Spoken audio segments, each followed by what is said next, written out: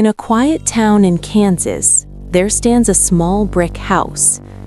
From the outside, it looks ordinary, peaceful even.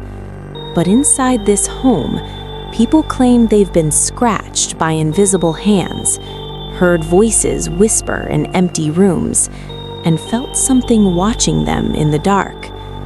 This is not a legend from ancient folklore. This is a modern haunting, and it became famous after one family said the house tried to destroy them. This is the true story of the Sallie House. Atchison, Kansas is a calm Midwestern town known for its historic homes and friendly streets. But on North 2nd Street sits a modest brick building that has gained international attention among paranormal investigators. Today, it's called the Sallie House. Long before it became a tourist attraction, it was simply a family home. In the early 1900s, part of the house was reportedly used as a doctor's office, and according to local legend, a young girl, believed to be around 6 years old, was brought there suffering from severe abdominal pain. The story says the doctor began emergency surgery before the child was fully anesthetized. Witnesses claimed the girl screamed in agony. She did not survive. Locals later began calling her spirit Sallie. However, historians have never found official records confirming that a girl named Sallie died in the house. Some believe the story was passed down orally. Others believe it was created later. But whether the girl existed or not, something strange would soon make the house infamous. In 1992, a young couple named Tony and Debra Pickman rented the house, unaware of its reputation. At first, everything seemed normal, but soon after moving in, Debra noticed something odd. Toys in the upstairs nursery were being rearranged. Objects appeared in places where she hadn't left them. At first, she thought it was just stress.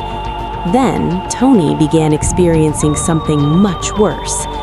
He reported sudden cold spots in certain rooms, a feeling of being watched, and then physical marks. Scratches began appearing on his arms and chest, not shallow lines, deep red welts, sometimes in sets of 3. Debra said she would watch these marks form in real time, as if something invisible was clawing into his skin. Tony also claimed to feel sudden rage and depression while inside the house. He described becoming aggressive, paranoid, and emotionally unstable. Debra, on the other hand, mostly experienced what felt like playful activity. She believed the presence was a child. Tony believed it was something darker. Over time, the disturbances grew more violent. Tony reported being shoved. He said he felt hands grabbing his legs while sleeping. Furniture moved on its own. Lights flickered, doors opened and closed. One night, Tony claimed he woke up unable to breathe, as if something were sitting on his chest. The couple also reported hearing footsteps when no one else was home, and on multiple occasions, they claimed to hear a child's voice. Eventually, they contacted paranormal investigators. Their experiences caught the attention of the television show Sightings. When the crew arrived, something chilling happened. During filming, Tony suddenly cried out in pain. Fresh scratches appeared on his stomach. The cameras were rolling. There was no visible cause. Investigators also reported their equipment malfunctioning, batteries draining instantly, and temperature drops in specific rooms. The house seemed to react to their presence. Some researchers began to believe that whatever was inside the Sallie House was not a child's spirit at all, but something pretending to be one.